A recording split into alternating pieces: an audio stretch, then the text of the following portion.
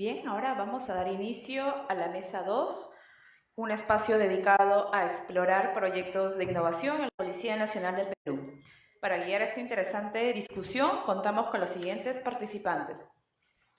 Leonidas Lucas Ramos Morales es experto en innovación y docente de proyectos de innovación en la Escuela de Gobierno y Políticas Públicas en la PUC. Asimismo, contamos con la participación de Jorge Luis Irribarren, doctor en Administración Estratégica de Empresas. Ha desempeñado importantes cargos en la administración pública y privada en entidades como la Oficina Nacional de Procesos Electorales, OMPE, como gerente de informática y ocupando además otros cargos. Asimismo, contamos con la participación de Noam López, candidato a doctor en Ciencia Política y Gobierno por la PUC. Es jefe de la Oficina de Análisis Estratégico contra la Criminalidad del Ministerio Público y además docente de nuestra Casa de Estudios. Sin más preámbulo, le damos pase. Iniciamos con usted, profesor Noam. ¿Con quién iniciamos? ¿Sí? Listo, iniciamos.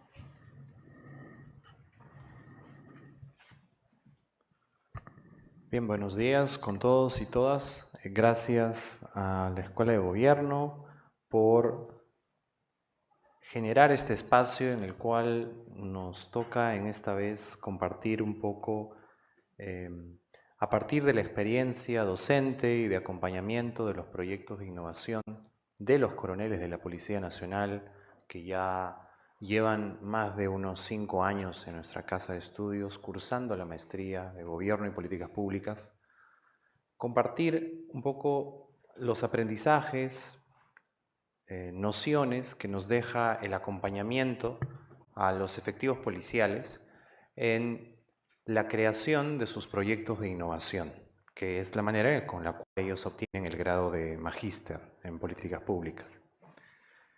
Quisiera destacar una primera idea que nace a partir de que los coroneles se ciñen a una guía que la Escuela de Gobierno ha creado, una guía de innovación que ya tiene su 4ª versión y que lo que busca es brindarle nociones para que pueda reconocer problemas públicos, problemas dentro de la institución policial en especial, pero también, como no, problemas de la seguridad, problemas que atañen a las comunidades, a los territorios, en todo el ámbito peruano, en costa, sierra y selva, norte y sur, no solamente limeño, no solamente capitalista, sino que más bien lo que la policía ha venido haciendo es identificar esos problemas, ¿no?, para poderle luego brindar algún tipo de solución, algún tipo de innovación, y que nace a partir del reconocimiento de que tienen que identificar las causas del problema. Las causas,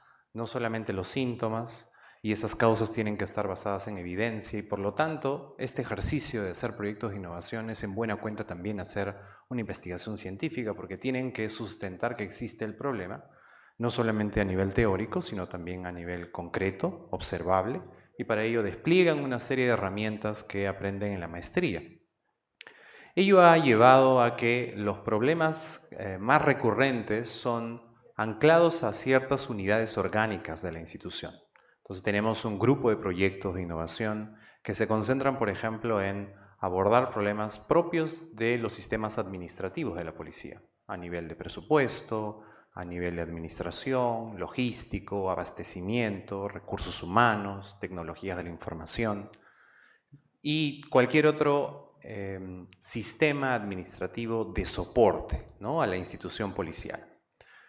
Habrá otro grupo de coroneles que más bien se ha concentrado en abordar los procesos misionales de la policía, para poder solucionar aquellas deficiencias en la provisión de servicios tanto en investigación criminal como en orden y seguridad. Pero otra vez son problemas como muy concretos de algunos departamentos de investigación criminal, de alguna división de investigación criminal, de alguna sección de investigación criminal dentro de una comisaría. Y entonces, a partir de eso, se pueden hacer prototipos que busquen solucionar problemas muy concretos, podríamos llamarle atomizados, que en buena cuenta sirven como elemento, ejemplo, para poderlo reescalar y replicar. Hay otro grupo de coroneles que más bien han mirado todo el bosque han mirado a la corporación policial y han visto problemas que son compartidos y no solamente está en tal región policial o está en tal proceso concreto, sino que más bien han visto que el problema es transversal a la institución policial, por ejemplo, en la ausencia de procesos para realizar sus actividades. Entonces, ya sea en cuanto al patrullaje o en cuanto a la capacitación, cualquier comando en las regiones puede destinar algún recurso para hacer alguna acción en beneficio de sus policías y resulta que uno puede comparar esas acciones y distan, ¿no? Son diferentes, no necesariamente en cuanto a contenido, a cantidad, a calidad de las cosas que se brinden hacia los policías. Entonces, no hay procesos estandarizados necesariamente para todos. Puede ocurrir en Lima, se pueden hacer actividades dentro del marco de sus funciones en Lima, en alguna DIVINCRI, un departamento de investigación criminal, pero uno va hacia otras regiones y departamentos y puede encontrar otra realidad, ¿no? Entonces, dado que han visto que hay problemas transversales y que se necesitan soluciones, por lo tanto, que vendrían desde el alto mando, se han propuesto justamente cambios normativos, se han propuesto cambios a nivel de la creación o arreglo institucional dentro de la policía, se han promovido también articulación con otras instituciones porque la labor policial no solamente obedece a lo que los propios policías puedan realizar en el marco de sus funciones, sino también junto con otros actores, como por ejemplo el Ministerio Público, pero también con los gobiernos locales, los serenazgos, por ejemplo.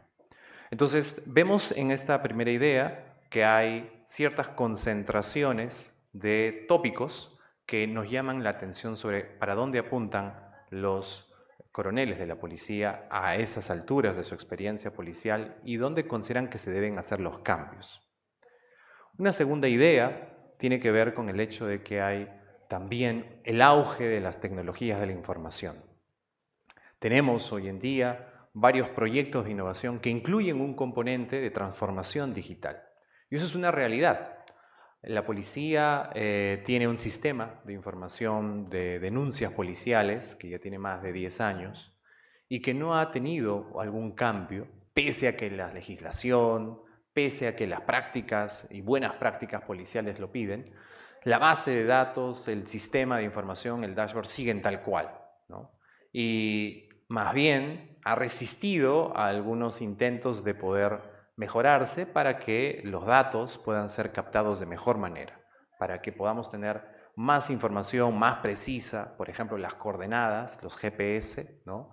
Latitud y longitud, de los puntos donde ocurrirían los hechos delictivos. Se hacen algunos arreglos para que el SIGPOL ingrese coordenadas, pero no funciona para todo el país, ¿no? Está principalmente en Lima y en Trujillo.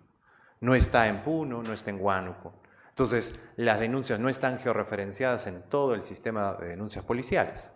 Por lo tanto, hay que trabajar para que eso cambie, ¿no? Trabajar para que eso se revierta y podamos tener mayor precisión en la información. Pero no solo eso, uno va a una comisaría de familia, por ejemplo, y va a encontrar que en un salón, ¿no?, rumas de papeles de varios expedientes que tienen y medidas de protección que dictaminan los jueces por medida judicial, y entonces los tienen acumulados y no han tenido todavía la posibilidad de transformarlos digitalmente y tenerlo en un sistema, en un repositorio en web para poder consultar los expedientes. La georreferenciación de los delitos, las denuncias. Muchos pueden ir todavía a una unidad policial y encontrarla en un papelote, en una pared, con chinches, ¿no?, o pequeñas señas, donde ocurren los hechos delictivos. No se sabe si eso se ha actualizado en el último mes, el último año. No se sabe cómo han variado también, digamos, los patrones y ocurrencias de los hechos delictivos.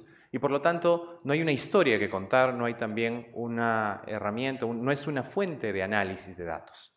Por lo tanto, la transformación digital es una necesidad en varias áreas y servicios dentro de la Policía Nacional, y también vemos un gran grupo de coroneles que ha trabajado el tema.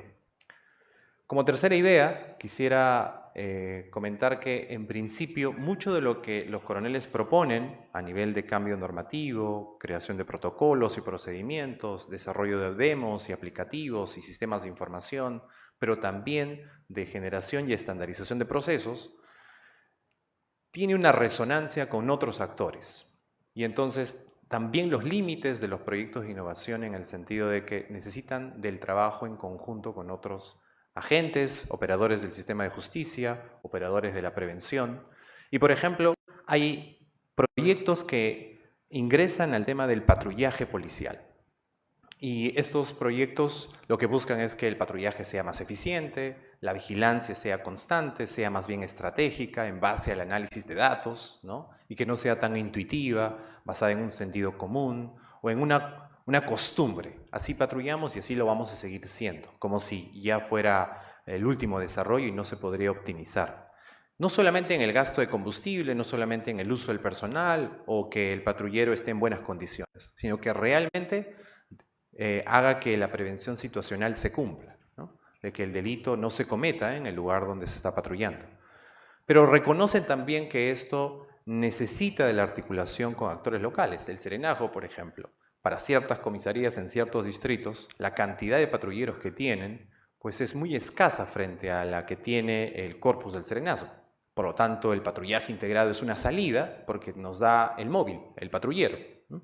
La camioneta.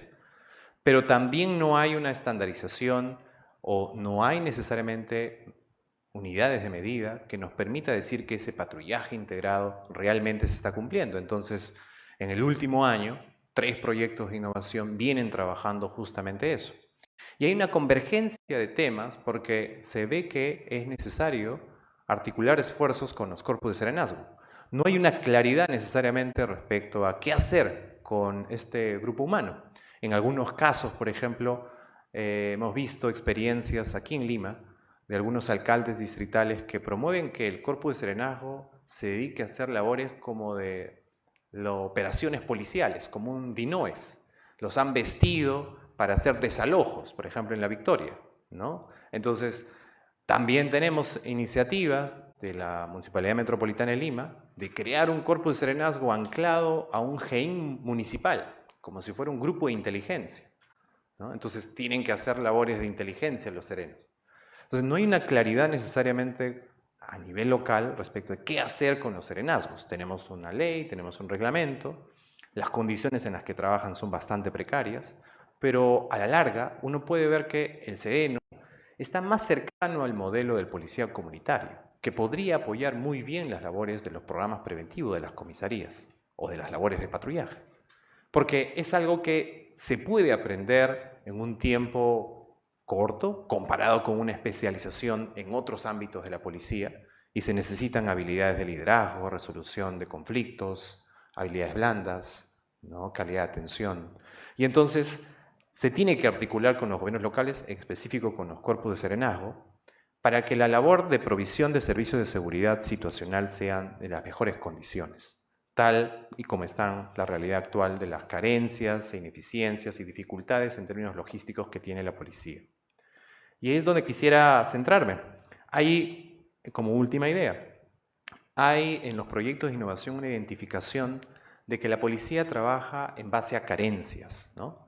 Y eso lo podemos comprobar en el último informe de la Contraloría de la República, en el mes de mayo, en el que luego de haber hecho durante un año varios informes de control a nivel regional, hacen el documento compilado y encuentran que pues las unidades policiales, las comisarías o los departamentos de investigación criminal no tienen patrulleros en buen estado, las comisarías en Ayacucho no tienen radios, ¿no? Usan su WhatsApp, el agente policial usa su propio teléfono para comunicar un hecho delictivo, no tienen motos, ¿no? Entonces, la carencia logística es transversal. Puede ir usted a Madre de Dios, puede ir a Tumbes o aquí en Ica. La carencia es transversal y hay dentro de todas las causas de los problemas una poca gerencia del recurso. Si bien la distribución del presupuesto público, por ejemplo, que se acaba de aprobar el 30 de noviembre para el próximo año en el pliego del sector interior, ha recibido un monto considerable. El programa presupuestal 30 de reducción de delitos y faltas es el quinto programa presupuestal que recibe más presupuesto del Estado peruano. La distribución dentro de la policía para que se pueda revertir ciertos problemas estructurales, por ejemplo, en infraestructura. La comisaría de Tambopata no tiene paredes, ¿no? De logística, como esto que vengo hablando, de patrulleros, de radios, que no se tienen computadoras, no hay internet en las unidades policiales, ¿no? Logística, herramientas con las cuales el policía puede hacer su labor en la comisaría, con las juntas vecinales, las VAPES, las brigadas de protección escolar, la red de cooperantes. Entonces, todo un tema de utensilios, incluso de escritorio, que los propios policías en sus propias versiones dicen, nosotros lo hemos comprado con nuestro propio presupuesto, porque no hemos tenido el presupuesto asegurado este año por parte del comando. Y entonces hay una identificación transversal de una débil gerencia de los recursos, tanto a nivel de planeamiento como de ejecución. Y eso ciertamente es un problema que debe de cambiarse. Detecto esos 4 grandes elementos transversales a los proyectos de innovación en los últimos años. Y creo que desde la Escuela de Gobierno venimos tratando de generar la evidencia suficiente y el conocimiento necesario para que en su momento ese repositorio de tesis PUC pueda ser utilizado de la mejor manera por aquellos que toman decisiones en el sector interior en beneficio de la policía. Gracias.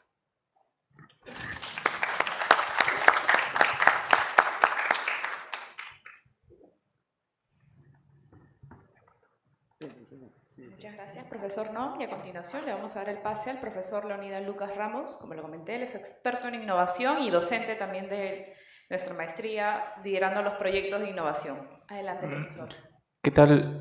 Muy buenas tardes, no, muy buenos días a todos. Yo quisiera recordar el día de hoy que el primer proyecto de innovación disertado de lo que entonces era la nueva maestría, precisamente fue disertado por un miembro de la Policía Nacional del Perú, de la cual aquí junto con NOA fuimos jurado, el coronel Zapata, Zapata Morante, ¿no? Y fue un trabajo realmente interesante. Justo aquí también con mi colega Jorge Irribarren constituimos por primera vez lo que vendría a ser pues esta guía de proyectos de innovación, ¿no? Que fue un ejercicio de varios días, de varias semanas. Aquí también está Giselle. Y fue interesante porque salíamos de lo común, ¿no? Porque básicamente en la literatura lo que tú encuentras es cómo conformar una tesis, donde hay un esquema ya planteado y donde en conclusiones, en la parte bien final, hay una parte que se llama recomendaciones, ¿no? El objetivo nuestro era construir una guía desde una nueva perspectiva en la cual no solamente haya análisis, sino también una parte importantísima, el 50% de propuesta, ¿no? Y eso implicaba cambiar la lógica de esta dinámica, incluso en la propia enseñanza. Los 3 aquí enseñamos proyectos de innovación y ya no solamente era enseñar el clásico flujograma de una tesis, sino ir más allá, ¿no? Justo con Jorge recordábamos esto que está en la guía que se llama el doble diamante, el esquema de innovación, ¿no? Donde hay un análisis del problema y sus causas y por otro lado la generación de la propia propuesta de solución. Eso implica todo un cambio, no solamente de enseñanza, sino también de lo que espera el propio alumno. Y en nuestro caso, como les digo, el primer alumno que disertó un proyecto de innovación fue el coronel, que le colocamos sobresaliente, si mal no recuerdo, porque, digamos, tuvo un trabajo, una descripción muy pormenorizada del problema, sus causas y también de la propia propuesta, que incluía por entonces flujogramas, esquemas, y creo que fue un muy buen trabajo y por tanto mereció la mención que obtuvo, ¿no? A mí me gustaría, siguiendo la misma pauta que Noam, señalar como 4 lecciones aprendidas. Creo que y como una idea final, ¿no? Creo que lo que más aprecio como profesor es que los alumnos, los coroneles de la Policía Nacional del Perú, realmente han activado, porque ellos lo tienen por la propia formación que tienen, por la propia experiencia que tienen, es la combinación de conocimiento, ¿no? Su experiencia vale mucho, a contrario de alumnos de pregrado de pronto o de otras carreras donde digamos, la experiencia todavía está en formación en ellos, pues vienen con todo un bagaje, ¿no? De haber recorrido el Perú entero muchas veces, de estar en espacios realmente complejos, de minería ilegal o de temas tan complejos también como el tema de la violencia contra la mujer, ¿no? Entonces, en ese contexto creo yo que es muy rescatable el hecho de que vengan con experiencia. Ese es un primer punto. Y un segundo punto es cómo a partir de los diferentes insights, de los diferentes aportes que se le da en esta maestría, puede combinarse y construir primero un análisis adecuado y luego una propuesta también adecuada, ¿no? Creo que eso marca una gran diferencia con respecto a personalmente otros alumnos que yo he tenido o tengo, en el sentido de la experiencia, ¿no? Una cosa es decir, mira, yo he resuelto o yo he observado de esta manera cómo se ejecuta la política pública directamente y planteo esta solución, ¿no? Pero a partir de eso también hay muchos retos, ¿no? De cómo identificar nuevo tipo de conocimiento. Siempre Jorge ha recordado el tema del STEM, ¿no? De esa posibilidad de seguir obteniendo conocimiento y de combinar conocimiento, ¿no? STEM es el acrónimo después de ciencia, tecnología, matemática, ingeniería, y de pronto algunos le agregan por ahí el tema del arte, ¿no? El STEAM le agregan. Entonces, ¿cómo de ese tipo de conocimientos obtenidos u obtenibles los reunimos y vamos creando una solución realmente innovadora, ¿no? Creo que eso es lo interesante de los coroneles. Hay, en mi experiencia, justo ahora en esta nueva, de este año, alumnos de este año, se puede observar eso, ¿no? Por ejemplo, tengo coroneles que son pilotos de la aviación policial y ellos como establecen toda una suerte ellos en particular están haciendo una innovación frente a la vulnerabilidad en caso sucediese una eventualidad como un terremoto de 8.9, tal como más o menos, digamos, los científicos, geólogos o de la Tierra están comentando que va a haber en el caso peruano, ¿no?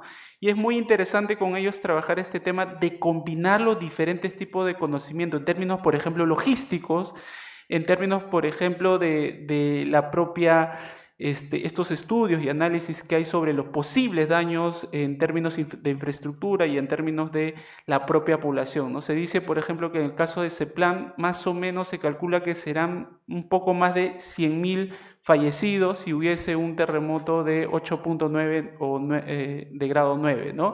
Y más o menos 2 millones de heridos en algún grado, en alguna magnitud, ¿no? Entonces imagínense todas las fuerzas policiales, todas las fuerzas militares, si es que no están debidamente estructuradas, ¿cómo atenderían, ¿no? Y sin contar, digamos, las otras fuerzas que tiene a disposición el Estado, como el personal de salud, y entre otros, ¿no? Entonces, creo yo que una de las grandes lecciones que al menos me llevo yo como profesor es la posibilidad de aprovechar esa gran experiencia que ellos tienen, pero también se maneja ahí el reto de cómo combinar con otro tipo de conocimientos para construir soluciones válidas ante problemas reales, ¿no? Este tema de la violencia contra la mujer, la violencia sexual, el tema de la producción de cocaína. Yo me acuerdo que con Noan trabajamos de vida, y que llegase a 70.000 hectáreas el Perú, era una situación de drama para el Perú. Hoy día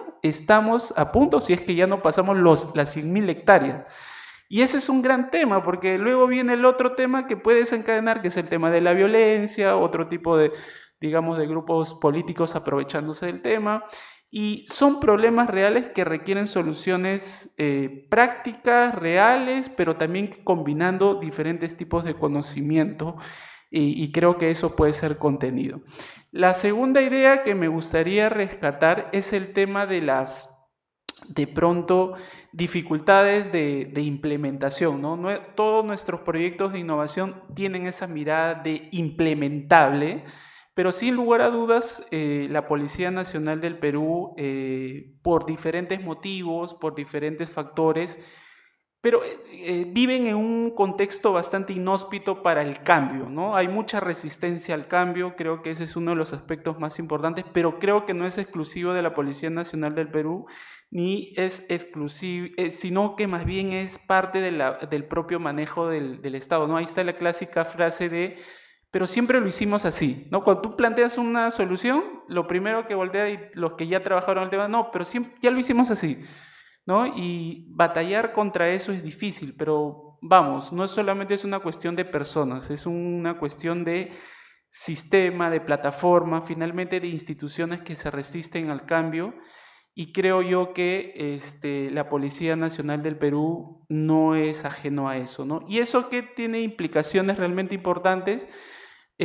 porque hacen difícil, como les digo, la implementación de las propuestas que se puedan hacer, ¿no? Entonces, ahí un reto que sigue adelante es el tema de no solamente pensar en la solución, sino en la posibilidad de cómo lo hacemos real en términos concretos dentro de la operación, ¿no? Y eso sí me gusta, creo que Noam lo mencionó y siempre rescatamos ese tema, es que muchas de las innovaciones también planteadas como en papel por nosotros, por la maestría, sí se han convertido en soluciones concretas, ¿no? Eso creo hay varios ejemplos, no me voy a detener ahí, pero ciertamente tiene sus dificultades, ¿no? La idea es eso, que los alumnos salgan con un documento y que sea transformable en la realidad teniendo en cuenta todos los elementos, ¿no? En los estudios de construcción de innovaciones hay este tema, hay una denominación muy importante que se llama cortocircuito. Hay una innovación, hay, digamos, a pequeña escala, uno lo puede plantear en papel, pero desde el punto que uno lo plantea como idea en el papel hasta que sea implementable, hay varios elementos que pueden generar cortocircuito y hacer que no se extienda o no se plantee en toda la magnitud que uno quiere, ¿no? Entonces el alumno, los coroneles en este caso, deben estar preparados tanto para el hecho de construir una solución, pero también para enfrentar precisamente esos cortocircuitos que puedan impedir el desarrollo o la construcción o la implementación en toda su magnitud de su propuesta, ¿no? Y como tercer punto, me gustaría señalar el tema de la propia, digamos, a veces concepción, y creo que ya lo hablábamos con Jorge hace algún momento, que una cosa es construir el análisis y otra cosa es muy diferente, creo yo, es construir soluciones, ¿no? Hay coroneles, así como digamos, en otras maestrías también, muy buenos analizando problemas, ¿no?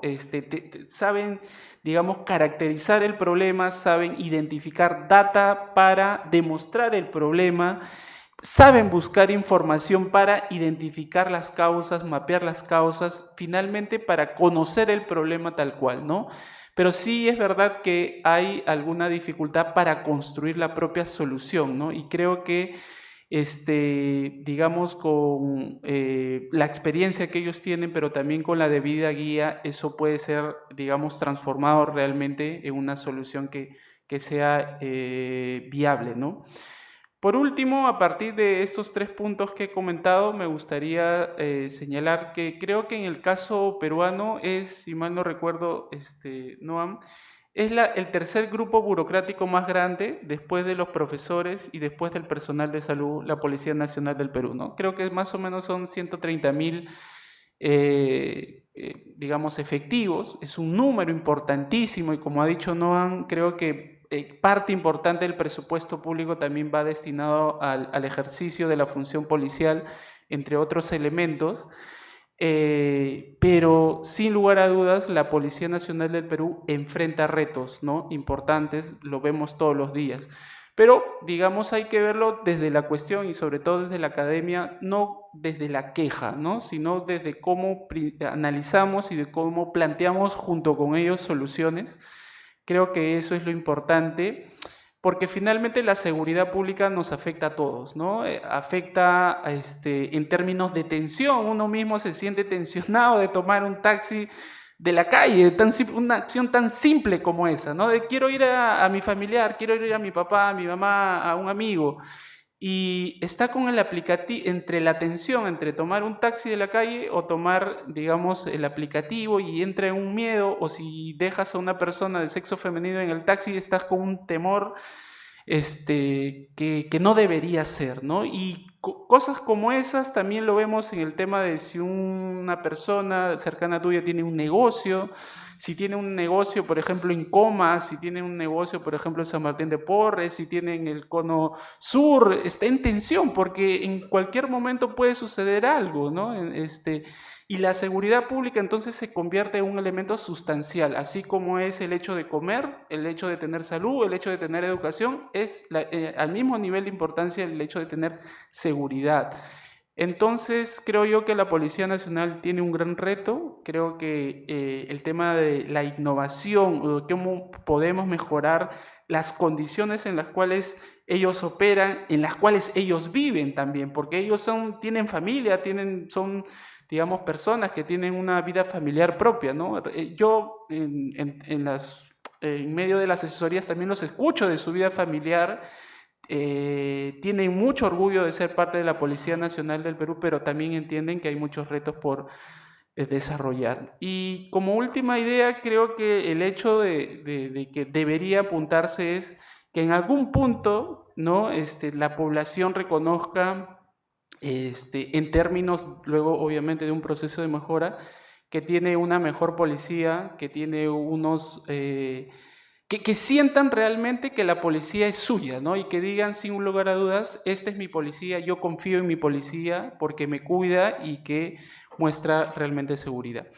Y ahora sí doy pase a mi colega Jorge Irribarren. Muchas gracias, profesor Ramos. Ahora le damos pase al profesor Jorge Luis Irribarren. Adelante. Muchas gracias. Muy buenos días, tengan todas y todos. Ya se habrán podido dar cuenta cuál es el problema del que hablo al final, ¿no? Ya dijeron todo. Bueno, pero vamos a tratar el esfuerzo de contextualizar lo que significa ofrecer una maestría en gobierno y políticas públicas a un sector tan significativo de nuestra sociedad peruana como es la Policía Nacional del Perú. La ley universitaria 3220, aprobada en el 2014, creó dos tipos de maestrías. La maestría en especialización, mal llamada profesionalizante, y la maestría en investigación.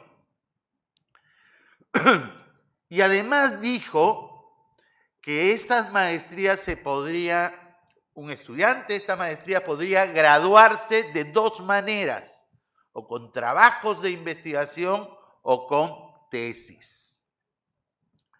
La maestría en gobierno y políticas públicas es una maestría en especialización. Y por lo tanto, el policía o el público en general que lleve esta maestría, lo que viene es a especializarse en gobierno y políticas públicas. Seguramente trabaja en la administración pública o aspira a trabajar en la administración pública y quiere especializarse. Ahora bien, por esa razón necesita el especialista no solamente pensar en comprender una problemática o un fenómeno, explicar la problemática o el fenómeno, no. El especialista tiene que pensar, aparte de caracterizar al problema, tiene que pensar en la solución. Esa es la gran diferencia del especialista del investigador.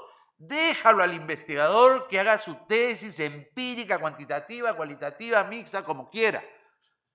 Pero al especialista hazlo pensar, además del problema, en la solución. Problema-solución. Ya lo mencionaba Leonidas, ¿no? Tenemos una guía que tiene un modelo formado por dos diamantes. el diamante del problema y el diamante de la solución. Eso es lo que habilita a cualquier egresado de nuestra maestría en Gobierno y Políticas Públicas a lograr en su trabajo profesional poder hacer realizaciones, poder alcanzar soluciones. Porque a eso se viene a aprender acá, a crear soluciones, a caracterizar problemas y a crear soluciones. Entonces, y aquí viene el detalle, ¿no? Lo que se le exige a un graduado en la maestría de Gobierno y Políticas Públicas es que haga un trabajo de investigación, como especialista que es. Y que además de caracterizar el problema, proponga una solución al problema.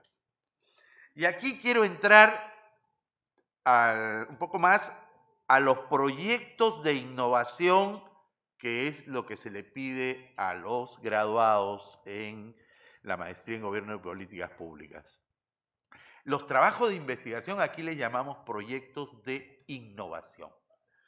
Y el proyecto de innovación es precisamente el que sigue esa filosofía. Oye, plantea el problema y después plantéame la solución. Porque eso es lo que vas a hacer terminando esta maestría a lo largo de toda tu vida profesional. Enfrentar problemas y plantear soluciones. Pero ¿saben qué? Hemos aprendido producto de la experiencia, no solamente con los policías, sino también con el público en general, que el que ingresa a esta maestría en Gobierno y Políticas Públicas ya viene con una idea preconcebida. Y qué bueno fuese que venga con una idea preconcebida que sea un problema. No. Vienen con una idea preconcebida de solución. Simplemente se les ha ocurrido, seguramente por su experiencia profesional o por conversación o porque leyó algo, esa es la solución. Y vienen a acomodar todo a que salga esa solución. Pero eso no es una maestría, ¿no? Entonces, conversaba precisamente con los colegas aquí, hay una forma de impedir que esas preconcepciones con las que viene un estudiante a una maestría en Gobierno de Políticas Públicas se les cambie. Porque creo que esa es la parte pedagógica de este asunto. Debemos pedirle al estudiante que efectivamente nos dé su idea. De acuerdo, con esa idea ingresa a la maestría. Pero tengan la plena seguridad que esa idea está sesgada a una solución. ¿Cómo hacemos para cambiar esa idea? Para que piense primero en un problema y después salga una solución. ¿Cómo hacemos eso? Y existe la forma, porque como lo he repetido N veces, la guía de proyecto de innovación que tenemos aquí es una guía formidable. Felicitaciones, Leonidas, el autor. Es una guía formidable, porque el primer paso es precisamente deslindar en qué tipo de problema público quieres resolver. Y de acuerdo con nuestra guía hay 3 tipos de problemas públicos. El que afecta directamente a la sociedad, el que es un mal desempeño por parte de la institución que está ocasionando o afectando a la sociedad, o aquel problema que tiene que ver con los sistemas administrativos, presupuesto, logística, tesorería, recursos humanos. Si está yendo mal algo ahí, un inadecuado desempeño va a traducirse en un inadecuado desempeño de la organización y va a traducirse en una afectación a la sociedad. ¿Y la forma saben cuál es? Orientarlos al tipo 1, a la afectación directa a la sociedad. Todos los proyectos, o la mayoría de los proyectos de innovación que proponen los policías son de gestión administrativa, porque se está haciendo mal en una oficina algo y hay que corregirlo. O porque en los sistemas administrativos, presupuestos, recursos humanos, se están haciendo malas cosas y hay que corregirlas. Y eso es lo que conduce a soluciones, llamémoslas así, muy chatas, de poco alcance. si nosotros pudiésemos impulsarlos a pensar en problemas de afectación directa a la sociedad. Oye, la policía. No sé si saben que hay en el Instituto Nacional de Estadística un reporte que se emite cada 6 meses de gobernabilidad, ¿no? Y ahí nos dice primero cuáles son los problemas más importantes que reporta la ciudadanía, porque son encuestas. Y los dos primeros que se vienen repitiendo en los últimos 2 o 3 años, delincuencia y corrupción. Delincuencia y corrupción. No deberíamos estar haciendo que tanto nuestro público regular no policía como los estudiantes de la Policía Nacional estén pensando en soluciones de esos problemas que son los prioritarios de la sociedad. Eso es lo que necesitamos. Y no que estén pensando en su problemita administrativo, de gestión administrativa, que los conduce efectivamente, reitero acá lo que ha dicho Noam, a temas muy básicos y hoy día, como está de moda, a la inteligencia artificial. Hoy día todo lo resuelve la inteligencia artificial. No. Y ahí hay un temita que me voy a permitir comentar también, ¿no?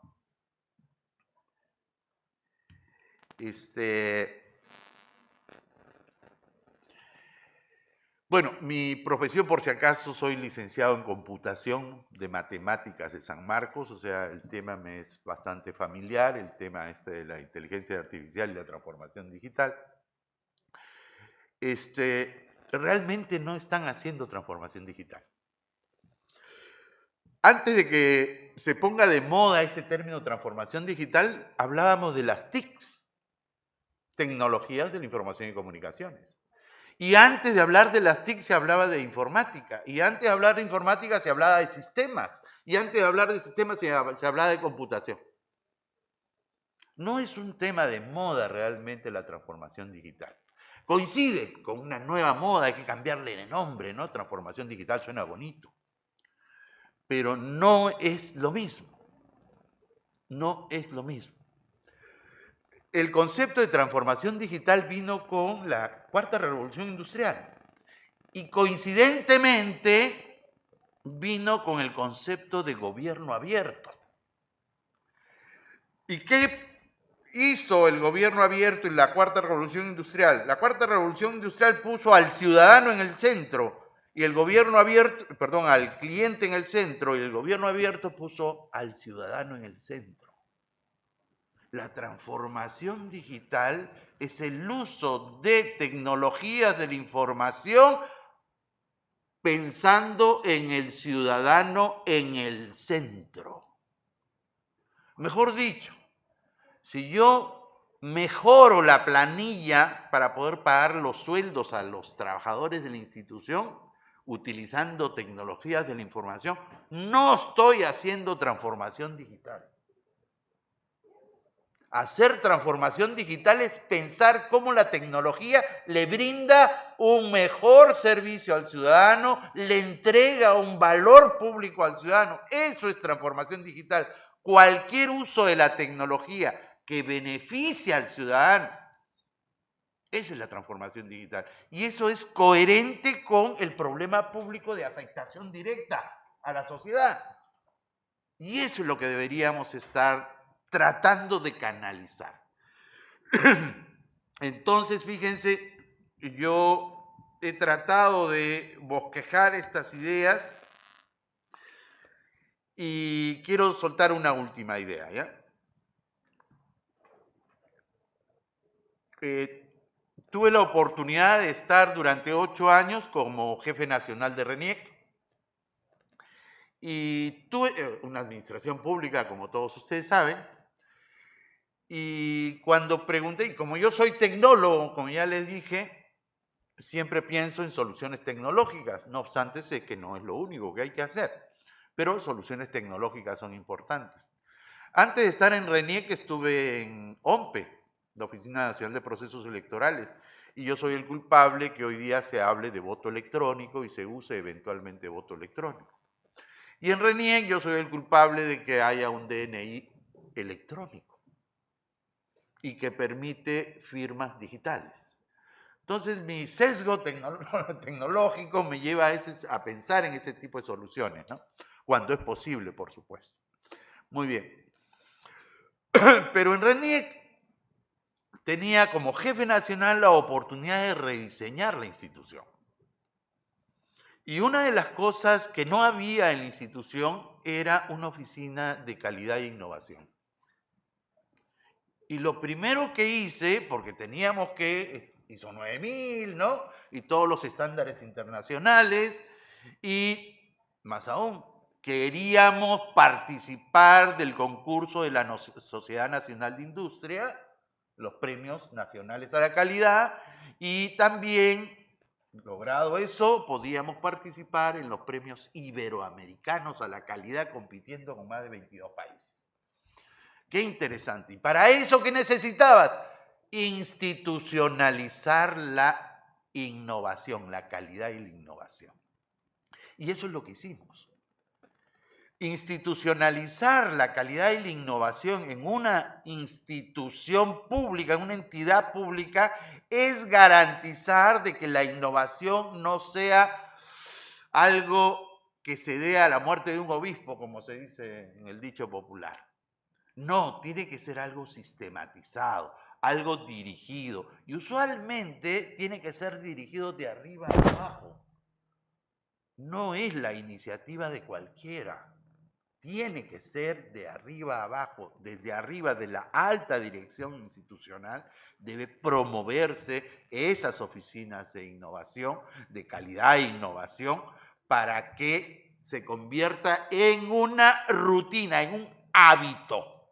La institución tiene que estar habituada a transformarse.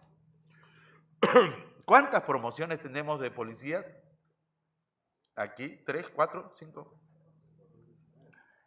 Miren pues, ¿cuántos proyectos se han hecho? Multiplicamos 60 por 5, más o menos. Pregunta, ¿cuántos de esos proyectos están implementados?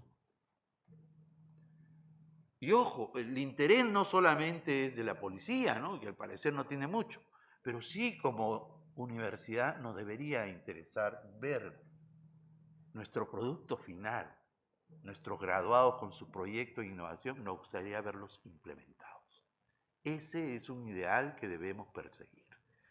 Les agradezco muchísimo su atención, espero no haberme pasado mucho el tiempo. Gracias.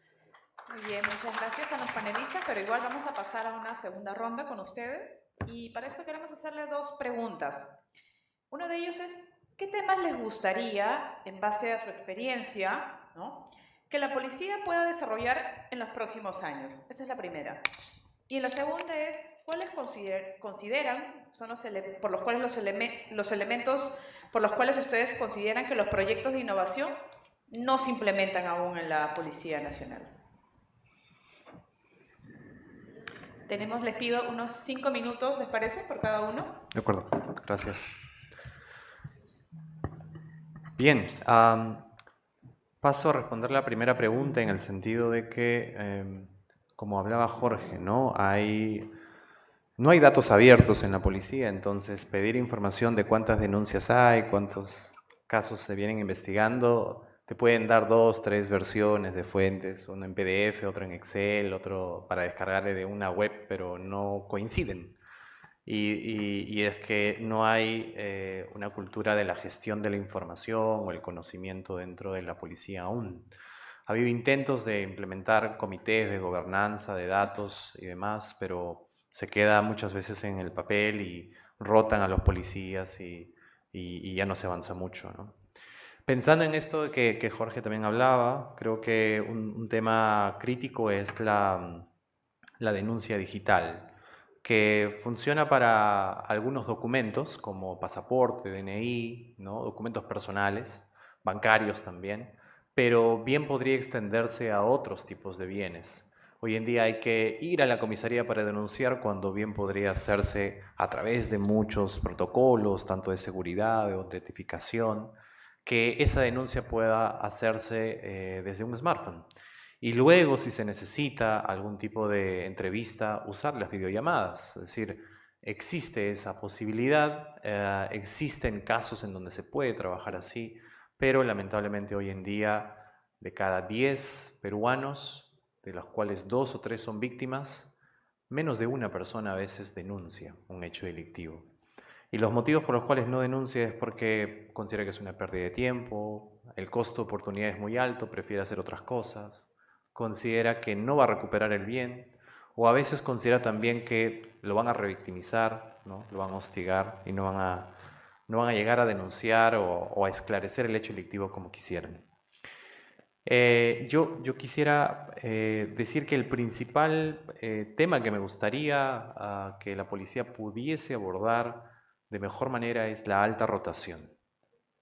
Creo que es un mal dentro de la institución el hecho de que se formen muchos agentes efectivos policiales y que no puedan, más allá de unos 5 meses, un año inclusive, desempeñar bien su labor. No es posible que tengamos tantos cambios de colocación en un solo puesto y donde generales, coroneles, comandantes, mayores, que ya pueden ocupar alguna unidad de comando, estén rotando y estén haciendo actividades por las cuales no han sido formados.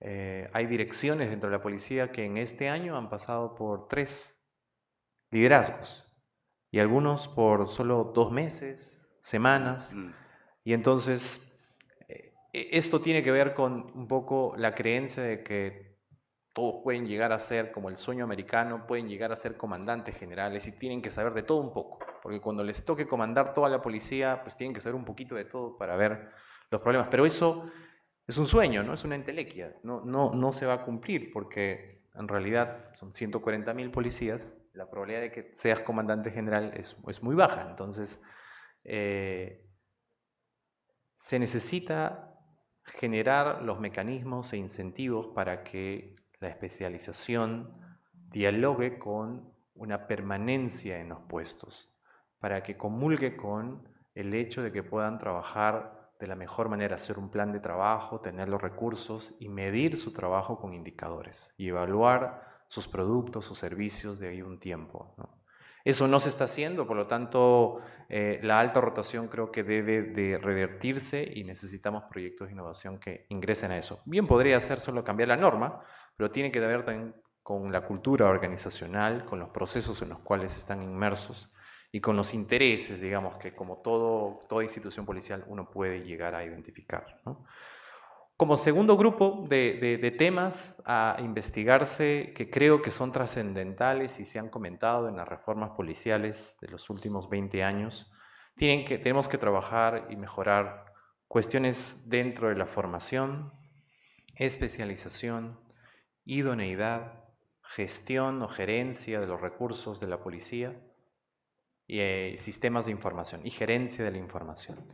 Porque creo que en estos 5 podemos identificar más probablemente la policía como problema, multiproblema, pero creo que con estos 5 podemos empezar a trabajar. Existe dentro de la policía algunos documentos que han abordado el tema, diciendo de aquí al 2030, ¿no? Hay un pronóstico de cómo podemos revertir, pero como se dijo en la mesa anterior, está en el plan, pero no tiene recursos, ¿no? Entonces, es curioso cómo innovamos o queremos crear, hacer cosas, pero sin estar pensando en la planificación, la formulación del presupuesto. Eso no es posible, ¿no? ¿Por qué no se implementan? A la segunda pregunta, pues yo creo que estamos más bien frente a un tiempo de continua crisis, ¿no? Antes la estabilidad y la crisis era un momento y luego había un punto de retorno o un punto en el cual se parecía al punto inicial y seguíamos caminando y luego había otra crisis, ¿no? Como una ventana de oportunidad y te ibas acostumbrando, la resiliencia y demás. Pero hoy en día estamos viviendo un espacio en el cual hay continua crisis. Pareciera ser que la crisis es la normalidad más bien. Y entonces tenemos que aprender a convivir en esos escenarios en los cuales hay muchos elementos que hacen que los procesos decisionales no salgan solamente como entre aquellos que están ocupando algún puesto en alguna dirección o están en alguna titularidad, en alguna alta dirección o en algún comando, sino que en realidad hay muchos actores en medio y es una red bastante compleja que hace que estemos solamente atendiendo problemas coyunturales y no necesariamente problemas estructurales o de largo aliento dentro de la institución policial.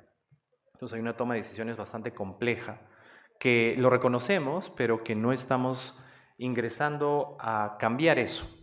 Segundo, me parece, como se comentó en la mesa anterior, la organización policial. Tenemos una estructura que no ha cambiado a pesar de que los tiempos han cambiado. Y entonces me parece que aún, ¿no?, esta división, investigación criminal y orden y seguridad, muy bien se puede discutir.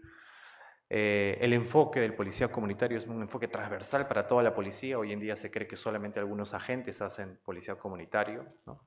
El uso de tecnologías de la información, ¿no? Todas las extorsiones hoy en día suceden usando smartphones y demás, ¿verdad? Y en realidad las tecnologías o los delincuentes organizados usan las tecnologías, así que todos los policías de investigación tienen que saber elementos de ciberdelincuencia también, y no solamente un área destinada solamente a atender delitos de alta tecnología, ¿no? Y creo que si bien tenemos mucho conocimiento que está en nuestras tesis, en los repositorios digital de la universidad, hay poca lectura y quizás el tiempo les gane y no hay mucha revisión de eso, pero están incluso de público, ¿no?, acceso público, ¿no? Podemos ya luego llevarlos a videos de TikTok para que sea más sencillo incluso, pero lo concreto es que existe la materia, ¿no?, el conocimiento para que el decisor pueda, digamos, iniciar procesos decisionales, liderar cambios, gerenciar de mejor manera sus recursos.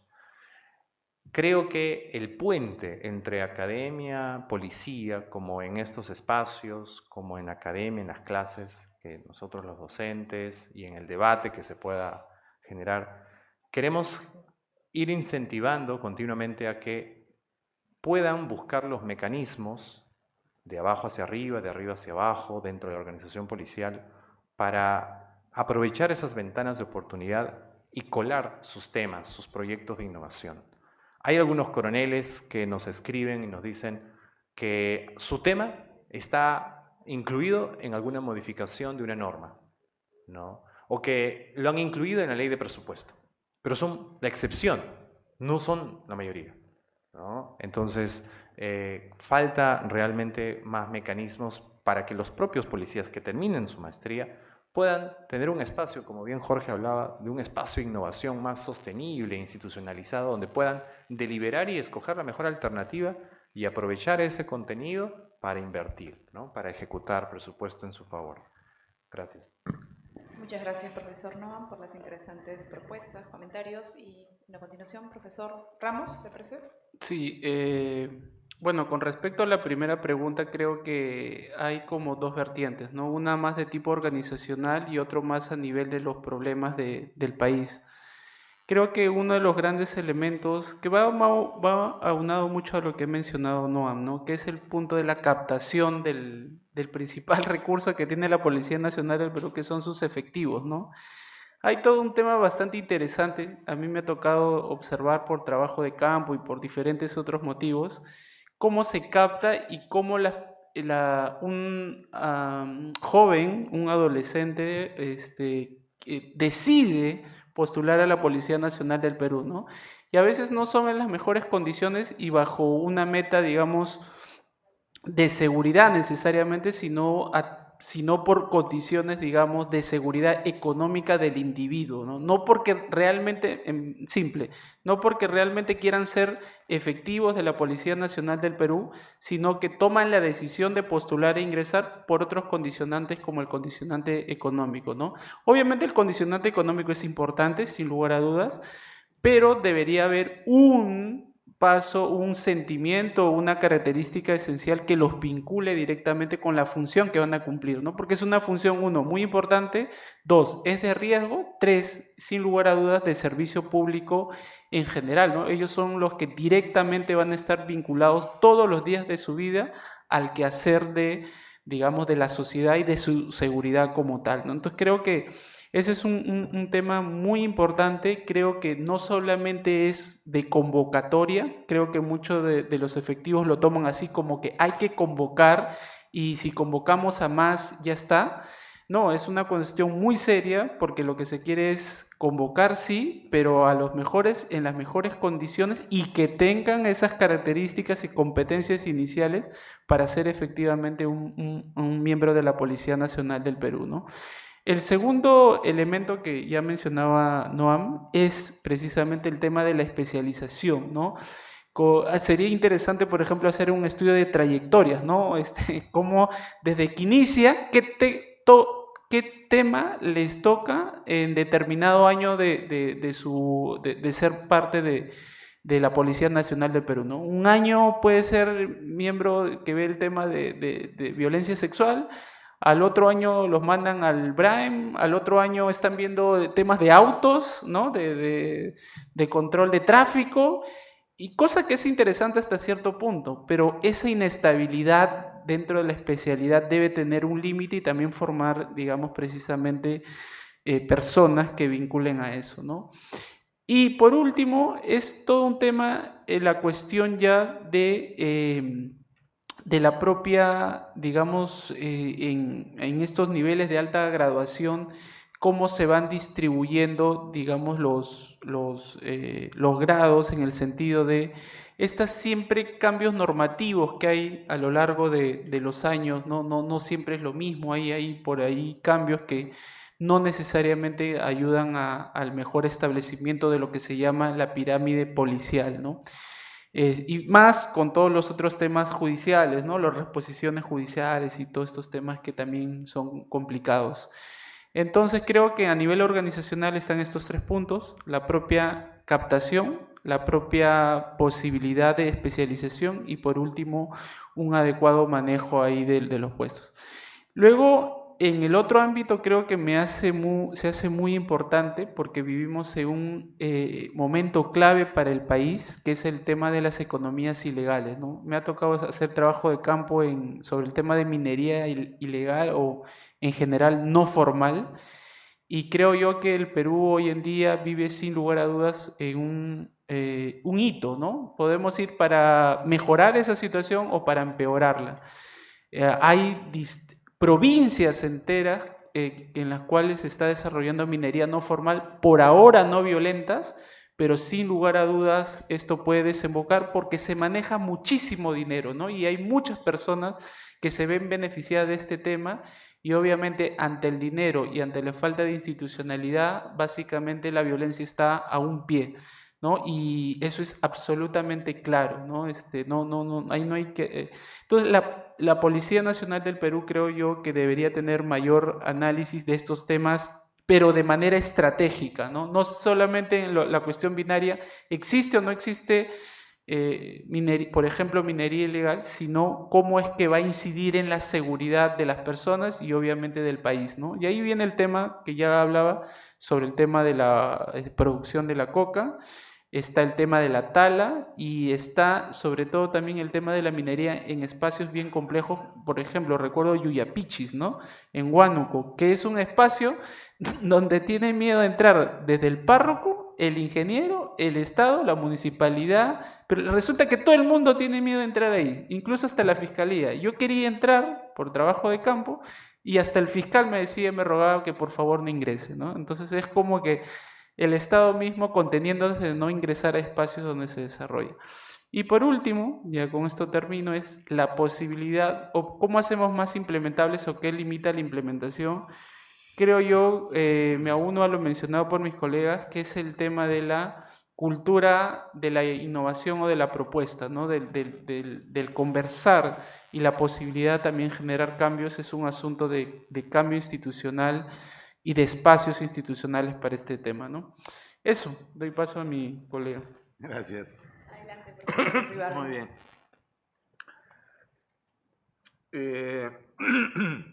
Como jefe de RENIEC tenía seguridad, ¿no? Policías de seguridad.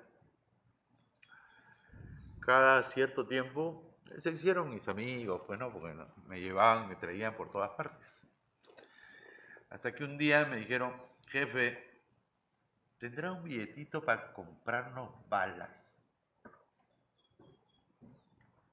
¿Balas?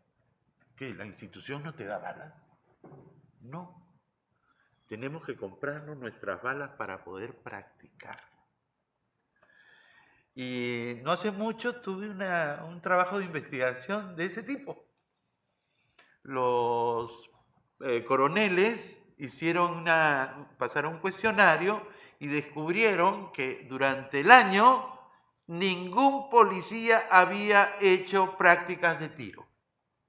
Ninguno. Y está normado que tienen que hacerlo 4 veces al año.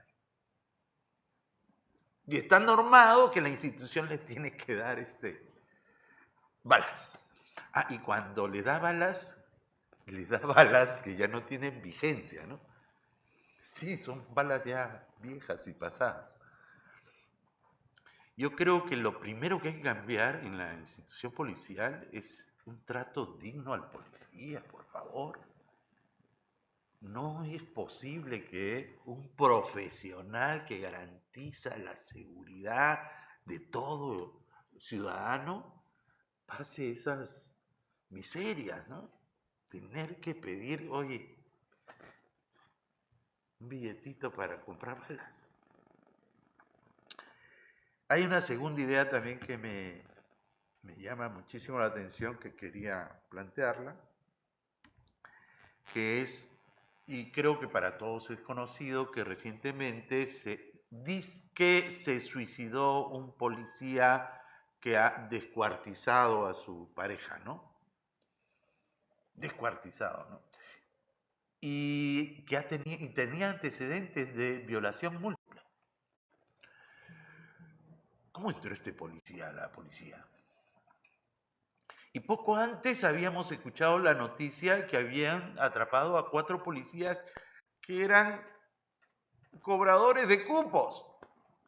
Cobradores de cupos. ¿Cómo se filtran estos delincuentes a la policía? Que lo único que hacen es dañar la imagen de la policía. Y así pues dicen que quieren confianza, ¿no? Hay que darle confianza al ciudadano. ¿Cómo le vas a dar confianza si ese tipo de personajes entran? Bueno, también he estado trabajando un trabajo de investigación, más o menos por ese tipo, ¿no?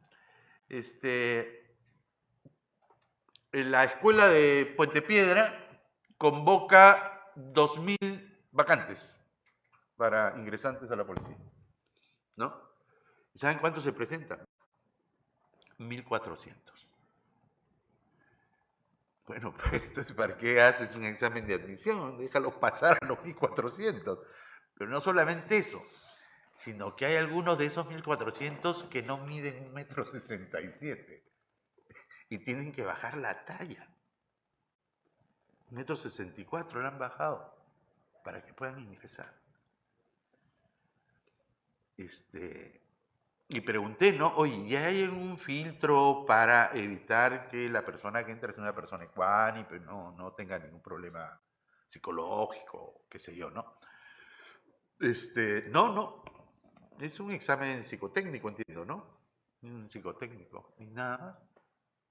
Y entra cualquiera, y más aún, si no cubres todas las vacantes, metes a todos, de cualquier manera.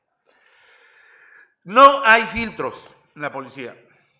No hay filtros. No garantizamos que estén yendo los mejores jóvenes a cumplir este rol de autoridad, que es la policía. Cuando estamos en la calle y vemos al policía, es la autoridad. Pareciera que no estamos recogiendo lo mejor para esta función. Se nos están metiendo por los palos, ¿no? Como se dice, se nos están metiendo por los palos. Bueno, esas 2 ideas quería aportar en cuanto a la primera pregunta, y con la segunda pregunta, ¿por qué no se están implementando estos proyectos? Insisto en mi tesis anterior, no hay institucionalización de la calidad de la innovación en la policía. Mejor dicho, no hay un mecanismo institucionalizado que fomente la innovación, que canalice la innovación, que impulse el presupuesto necesario que requiere cada innovación. Acuérdense que nuestros proyectos de innovación terminan en un capítulo que dice que este proyecto es factible y viable, ¿no? Se supone que esa factibilidad y viabilidad la han consultado a sus jefes, a sus comandos, y sí, claro, lo metemos al presupuesto, qué bestial, pero no está funcionando. Entonces yo creo que la única forma es institucionalizar, y como bien han repetido mis colegas, es un tema de cultura. Cultura significa usos, costumbres, valores. La policía debería mentalizarse en ese valor que cambiar, innovar, mejorar, siempre se debe hacer, todos los días se debe hacer. Toda institución que se precie y quiera brindar un mejor servicio de calidad al público, a la ciudadanía, tiene que pensar cómo, todos los días, a toda hora, y cómo lo hago mejor, cómo cambio, cómo innovo. Capacidades dinámicas, Giselle, capacidades dinámicas. Muchas gracias. Muchas gracias a nuestros panelistas de la Mesa 2. Ahora quiero invitarlos a que se puedan poner al frente, de parte de nuestra institución, de la Escuela de Gobierno y Políticas Públicas de la PUC. Queremos darles unos presentes para ustedes. Y a ver si tenemos, me ayudan con una foto con la mesa número 2, por favor.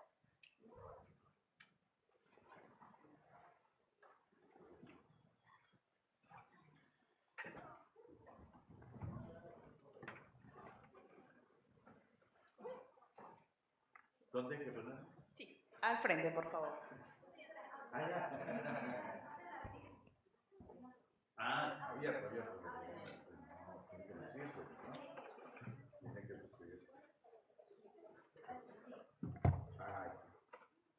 Qué bonito. Ahí está. Qué bonito.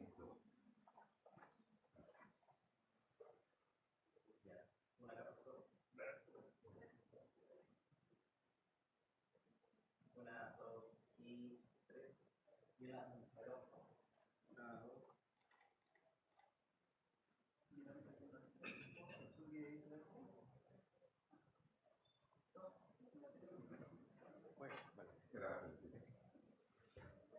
Ahora la mesa completa también, profesora. Unos segunditos nada más. Con la mesa completa también, una fotito, por favor. Sí, profesor.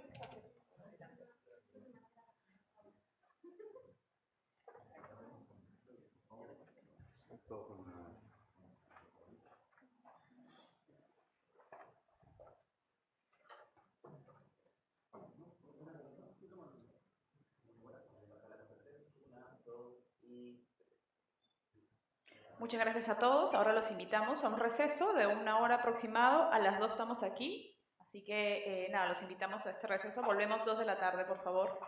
Muchas gracias. Gracias.